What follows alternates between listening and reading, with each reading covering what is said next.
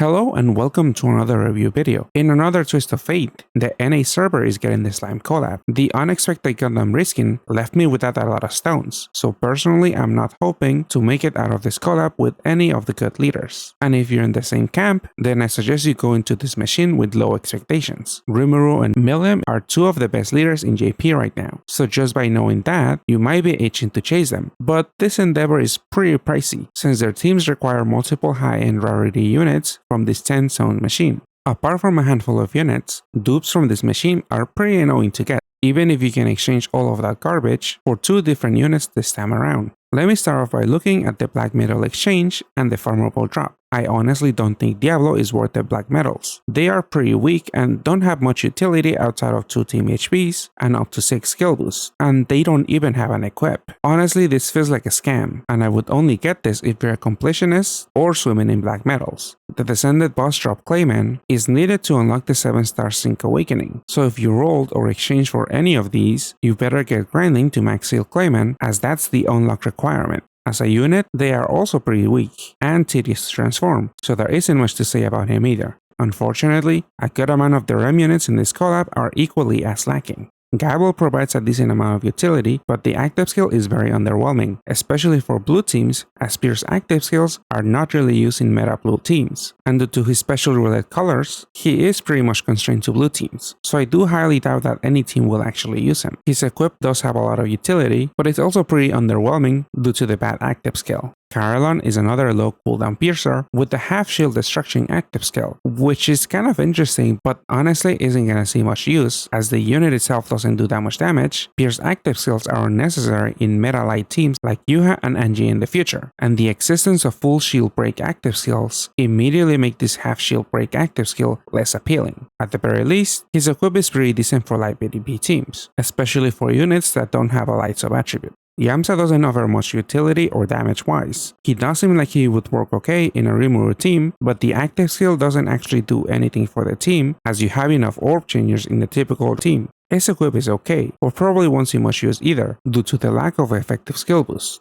Muran looks like a possible Dehi or Desi replacement due to her orb changing active skill, but even the optimized teams already kinda struggle to remain relevant, and that's without having an active skill with a drawback. The heal unmatchable makes it so you have to be more conscious about how you place your matches if you go with the intended route to make a dark or green TPA to clear the unmatchable debuff. The heal match would activate after all of the other matches on the board and Skyfalls happen, so if you're not careful, all of your heals could blow up and mess up any heal Ls or heal TPAs. Her equip has more possible uses as it helps teams reach 100% skill band resist. In addition, it also has 2 full resist and a haste effect, which is a bit rare to find in double SBR equips. Ranga is pretty bad. He could do a decent amount of damage in rainbow teams if you match hard Ls, but his active skill doesn't really bring much to the table. It's a spike and damage cap increase, but these effects on a unit like Ranga aren't all that good even if it didn't have a self-inflicted cloud debuff. His equip is at least a fortune haste with full blind resist, guard break, and Fua. These last 2 awakenings got recently buffed, so they could provide a decent damage boost to a rainbow unit without guard break or help destroy 20% of a shield.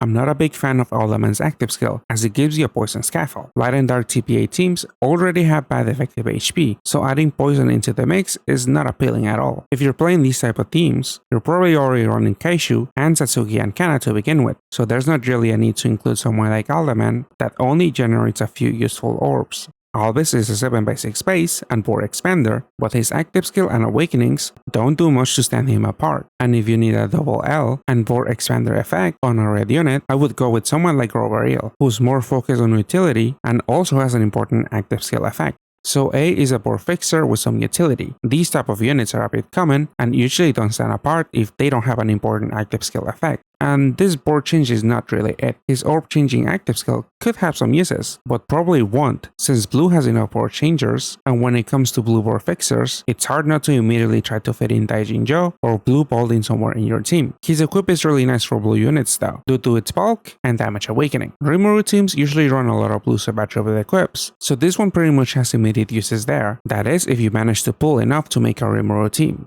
Shuna is a pretty decent cleric with a focus in utility that also sports a 7x6 base leader skill and is able to solve board shrinks. She might be handy in pastel teams because she could cover some bases that ZZ Gundam would otherwise cover. Yes, they do cover different roles, but to make 7x6 pastel teams work, you'll have to work really hard to replace CZ Gundam. One possible downside to Shuna is the fact that her cleric active skill voids our damage for a turn. This type of active is a damage reduction effect, so it would override any active looping shields. Therefore, you might have to time her and your looping shield actives. It's kind of annoying, but that might be necessary for endgame dungeons where heads are commonly deadly without a shield. Shizu is a decent unit to pair with Pastel, since she's a direct combo leader with an RCB boost leader skill. I've seen a Pastel and Shizu team clear for SN2, but this team comp uses the elusive ZZ Gundam, and a team without him probably won't be that bulky, and might struggle to hit HP requirements. So even though Shizu has a strong pairing, she probably won't see much use in NA. She kinda didn't in JP, since soon after the slime collab, Shana from Dengen Kipunku got her buffs, and Pastel would much rather pair with her and forgo carrying a peer sub. Maybe if Pastel teams make a resurgence in SN3, Shizu could see some future use, but I am a bit skeptical of that happening, as power creep moves along and red combo teams continue to get support.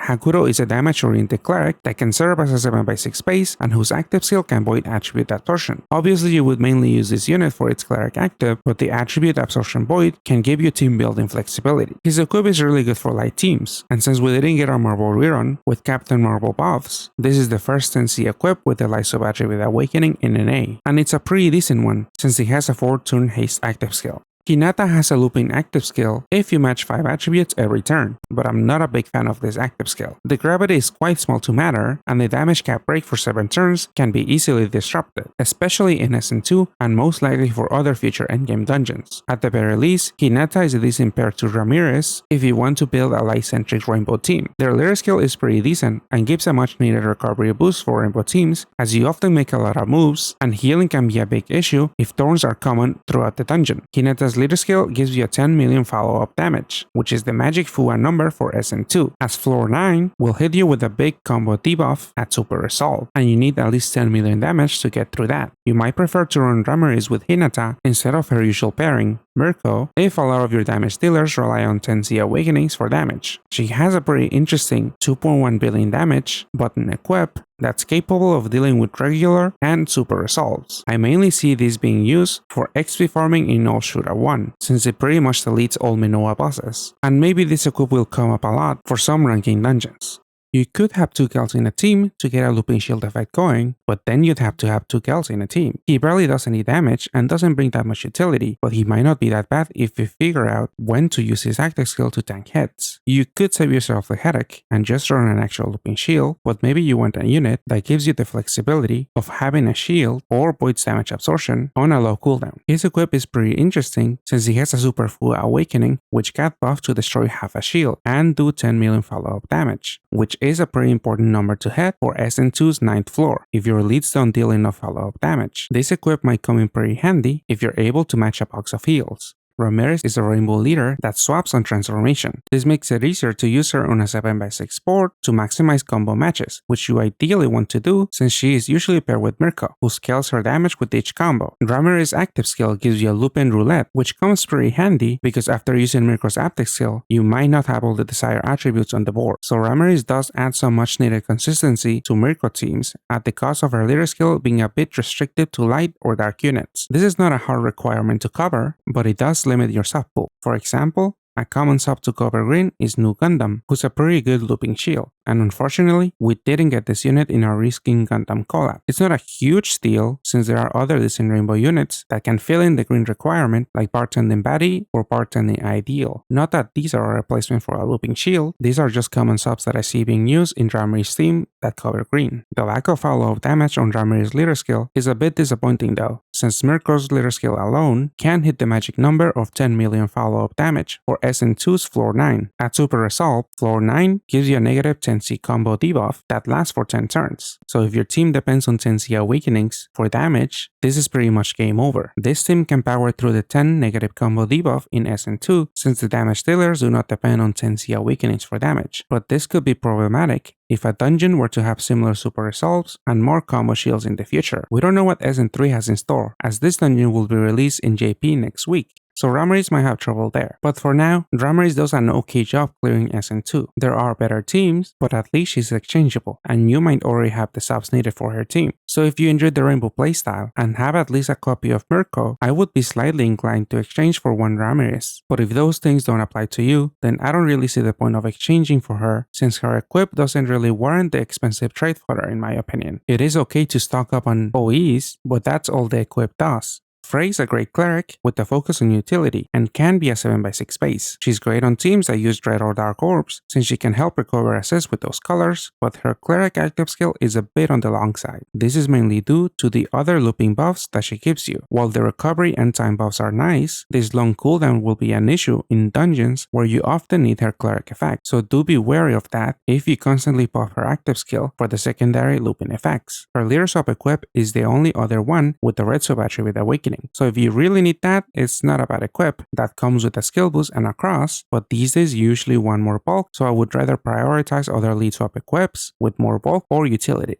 Shion is a really good unit to counter attribute and damage absorption shields, as she can dish out a good deal of damage and also has good utility with her 2 team HPs. Her active skill is on a low cooldown considering it doesn't have a drawback. Usually these type of active skills are on a 4-turn cooldown, so Shion being on a 3-turn cooldown makes her a very good option for dark teams if you only need 1 turn of absorption void. Her equip doesn't really have an attractive active skill, but those awakenings could come in pretty handy to patch some holes in some teams. Benimaru completes the orb generation loop if you only have a 2 Milim team, sort of similar to how Grace's works with Daki. His active skill gives you 5 fire, dark, and heal orbs, so on the turns that you use him, you might not have enough orbs to make PDPs and max out on damage, but he does give you enough Ortiz, which gives you more than enough damage in Milim teams, so it's not that bad as long as you're not facing against void damage shields. Benimaru's active skill does have a drawback, but he makes up for that by his damage potential and ability to counterattack debuffs. His equip is really solid for red PDP teams, and he has 5 effective skill boosts. It might not be that bad in SN1 dry ear teams, but who's running those teams still? Benimaru is definitely one of the units you want to get a hold of if you're interested in Milim team, and don't feel like losing your life savings chasing the 4 Milim team. The base form of this duo unit is pretty underwhelming, and I can't immediately think of a home for it. They don't really do that much damage, and their active skill is pretty underwhelming. I guess with its 3 different attributes, it could be a piercer and help some monocolor teams enter some all attribute dungeons, but that's way too niche. Also, their board change colors don't help much either, as I don't think there's any team out there that wants these specific colors. Anyway, the main appeal of this exchangeable unit is the equip, and its 6 effective skill boosts that add a lot of bulk at the cost of neutering a unit's attack stat. But given how ridiculously high some personal damage multipliers are nowadays, this might not matter all that much. The Add Dragon type awakening is also a nice added bonus and could come in very handy when team building. One immediate example is using this on Light Hatsune Miku in Go 10 teams, as you'll get a slight HP boost by turning her into a dragon, and her attack stat doesn't really matter since she doesn't do any damage to begin with. This equip is also good on utility focused clerics, since like with Hatsune Miku, they don't do any damage, and the 4-turn haste is really good for transforming leaders who nowadays have a really high cooldown transformation active. Gobta is a great looping shield that condenses a cleric effect into his active skill. This combination of effects can allow you to pretty much free up a team slot if you properly time the active skill. Most notably, Gobta is used in Misaka SN1 farming teams, so look out for him if this is of any interest to you. If you're only doing a few pulls in this REM, Gobta might be the best one-off you can get, and thankfully he's a 5-star, so he has a somewhat high pull rate. In addition, Gobta has a good deal of utility with his skill boost and double L, and also has a decent HP stat with the all stat super awakening, so even ignoring his cleric active skill effect, he's a solid looping shield option. His equip is not bad for green PDP teams, but like always, those aren't all that strong. But can the next unit make them somewhat relevant? Veldora is one of the best wood leaders, but that doesn't really say much, as these teams are still not all that relevant. He does a good deal of damage in wood PDP teams and is able to clear SN2, so he's not that bad, but wood teams have a pretty bad track record of remaining relevant. Veldora SN2 teams do look fairly accessible if you have 2 Melorums, but there is one damage stick we in NA do not have, Hulk.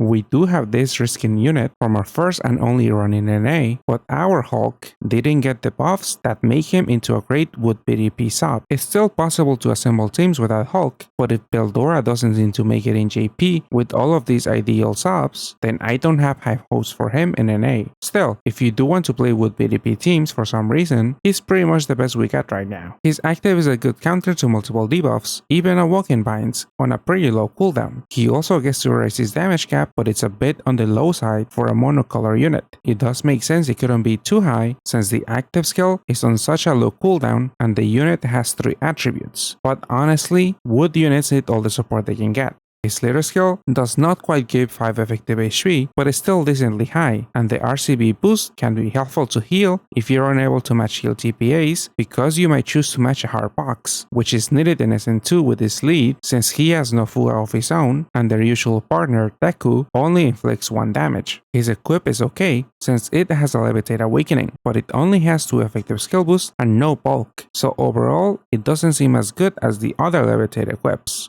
Veldora is exchangeable, and even though I don't highly value wood PvP teams, I'm still kinda debating on whether to exchange one or not, just on the off chance he ever becomes useful. He might actually be needed for some wood leads from Code Geass, but that's a new collab, so the exchange might be for naught if we end up missing this REM. Rimuru and Veldora is a key sub for Rimuru teams, and you need 2 copies to loop their 1.5 HP buff. This buff lets you go without worrying about running a looping shield, and on top of generating orbs, their active skill also counters almost every type of debuff. The RCB buff is pretty nice, as some enemies like the SN2 boss like to void or drastically reduce recovery for a turn, and then hit you for a lot, which is pretty much a death sentence for a bunch of teams that don't carry a big shield or an RCB boost. This unit is also widely used in Bright Natsuru teams, and even though Bright Natsuru teams are generally considered to be weaker than Rimuru teams, it's nice to know that if you invest in this duo unit, at least there'll be some other teams where to use them, but those teams are not that much different since the playstyle and team members are very similar. This unit's equip is really good, and it's one of the best to put on Rimuru himself to change his sub attribute to allow him to pierce voids. The rest of the awakenings are pretty solid too, especially the Skillbind Resist, as this base unit has no Skillbind Resist awakening of their own. So if you do decide to chase a Rimuru team, you kinda want at least 3 copies of this unit to run 2 base forms as a system and 1 in equipped form. You have a chance to buy one from the batch bundle, and you can trade for as many as you want for 10 slime units, which pretty much comes down to 100 stones per copy, and that's a really high price. So if you're going for a Rimuru team, be aware of the high price you have to pay for these optimal subs and equips. So if you manage to get multiple copies of that duo unit, then you're almost halfway there to having the optimal Rimuru team. Now you'll just need multiple copies of this BGM unit, so good luck with that. The base form has an insanely long cooldown transformation active, and afterwards has a 1-turn cooldown active skill that generates a lot of water orbs, raises their damage cap, and auto heals for 20% HP. This is pretty much water pastel, but Rimuru is much better suited to tackle SN2, mainly since it's a moon dungeon, but also because we're not missing key team members like ZZ Gundam for pastel. There are teams that only require 1 Rimuru on your side, so it is possible to just deal with 1 copy, but then you'll be missing out on the strong Evo and equips. The Evo is really strong, and comes with a nice attribute and damage shield void active skill that also destroys a whole enemy shield. This is very handy for dealing with Orihime or Hikoboshi in SN2 who put up 1 big shield. This Evo is usually the leader of Rimuru teams, even though the leader skill's effective HP is a bit on the low side because of the 10 million follow-up damage and the RCB boost in their leader skill. Outside of Rimuru teams, this Evo is a great standalone sub. Both of their equips are really strong. The mask is a levitate equip that has 3 effective skill boosts, a poison resist, and a few OEs, and the sword is really good on blue units, has 4 effective skill boosts and 2 team HPs with a pretty unique active skill, as there's no other equip that does all of these things, and some of the early speedrunning SN2 teams were using this for the early floors. The haste was needed on floor 3 to limit break more units so that you can one-shot that floor, which also awoken binds you as a preemptive, and then on floor 4 you might need to void attribute absorption. This wasn't used on the fastest team, but it really showcases the strength and uniqueness of this equip. So yeah,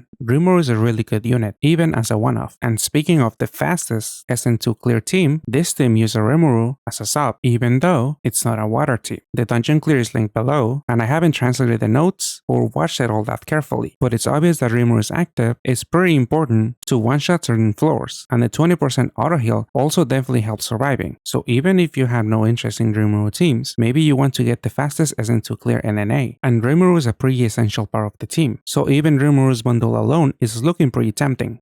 Milim is the orb skin unit that you ideally also want multiple copies of, as the Well team wants 4 copies to cycle her active, but as previously mentioned, Benimaru allows teams to only run 2 copies of her, at the cost of speed since he doesn't guarantee enough orbs for a PDP and you'll forgo destroying a shield every turn. Of course, if these mechanics are absent, you won't be losing that much time since your damage output doesn't suffer that much if you match these instead of boxes every other turn. So the non-Well team is still pretty solid and capable of clearing SN2. Most of the widely used subs are from this collab, so you might be able to roll a decent team just from this REM alone. Milim does have some glaring issues, apart from her insanely long pre-transformation cooldown. For one, her orb generation is similar to Muichiro's, in that if your board is shrunk, you'll have no way of healing since the active skill will only generate 2 heal orbs. And this is extra deadly for Milim, since unlike Muichiro, you do actually need to match those heal orbs to activate your leader skill's damage reduction. Also, her leader skill doesn't have an HP multiplier, so you might die to preemptive hits after a floor with an undead animation if you don't have a multi-turn shield. Someone like Daijin Joe covers these bases, even though he's off color, but maybe future hits after undead animations will necessitate bigger shields than Daijin Joe's for pure damage reduction leaders like Milim here. Milim holds her own against the newer in-game dungeons, but we'll soon see how she fares in SN3 since that dungeon will be released in JP while the Slime collab is ongoing in NA. Maybe that's something to keep in mind, as that might impact your decision on whether to chase or buy her bundle. Okay, those are a few of my concerns with her, but what are her strengths? Well, she has a ridiculously high personal damage multiplier, and her active skill gives you a really good board and raises her damage cap for 2 turns, allowing her to deal up to 24 billion each turn, and it also completely destroys one of the enemy's shield. Her leader skill has a pretty high damage multiplier, gives 5 effective HP, and 2 Milims paired up give you 10 million FUA and plus 8 bonus combos for matching fire, dark, and heal, so her playstyle is fairly easy and straightforward. Her equip has a mediocre active skill, but amazing awakenings. These are really nice on dark units, like the new Lelouch in JP, who doesn't have any skill boost awakenings on their base form. So just like with the Rimuru bundle, the Milim bundle looks pretty appealing as well, even if you have no interest in building a whole Milim team. So going back to that fastest SN2 clear, you can see that Milim is also used as a sub, and the second and third place teams use Milim teams with at least 3 copies of her. So if my measure of success for these units were clearing the newest endgame dungeon really fast, then both Rimuru and Milim would qualify as chase cards. Fast doesn't mean consistent, but you can actually build very consistent SN2 teams with these 2 leaders. So yeah, these are chase cards. Again, those teams use multiple copies of each other and or of the badge unit. So to assemble these dupe field teams, you'll need a bunch of stones, a fat wallet, and a lot of luck. If you can only spare a few hundred stones in this machine, I wouldn't roll that hard because you'll leave very disappointed as most of the other units don't have much dupe value. Sure, you could exchange whatever you roll for more of the duo units, but paying 100 or 70 stones for each of these units is pricey as well. I only consider a few of the other units as useful, like Gobta, who is a good looping shield, Frey, who is a good cleric, Geld and Hinata, who have interesting equips, and Shion, who's a good absorb voider for dark teams. There is also Benimaru, but he's pretty much confined to Mirim teams, unlike the other units that can be used in non-slime teams. Coming up right after slime, we should be seeing the Dengeki Bunko rerun, which in my opinion has way more value as a 7-stone machine that has a lot of exchangeable strong units. Accelerator and Salty teams could make use of Shion and Frey, and as I mentioned, Miseka can use Gobta for farming SN1. Soon after, we should have the Ultraman rerun, and I think there's only one meta team from this REM REM, and it doesn't really need specific subs from slime. I haven't familiarized myself with what's new in Ultraman, but I took a quick glance at some of the teams, and the only slime unit that I saw being used was Hakuro. Then there's the Bright event. Bright Natsuro can make use of 2 of the batch unit and Rimuru, and finally the collab currently happening in JP, Code Geass, is a pretty strong machine that could make use of a few slime units. Lelouch can make use of Frey, Shion and Mirim, and BB and CC teams could pair with or sub in a Veldora or 2. But again, I've only taken a cursory glance at this collab so far, so if you're more familiar with any other slime units that are of note and used in any other future teams, please let me know. My main takeaway as someone that doesn't have that many stones to spare for this REM is to lightly roll or even skip the event and hope that the free rolls are kind, but if you do have the means, then it is very tempting to chase 2 of the best leaders for the foreseeable future. Regardless about whether I roll or not, I was pleasantly surprised about us getting slime since it's a new collab, and hopefully this continues to happen. Alright, let me know how you did or about your plans for this machine. I wish you luck if you decide to roll, and I'll see you guys next time. Goodbye.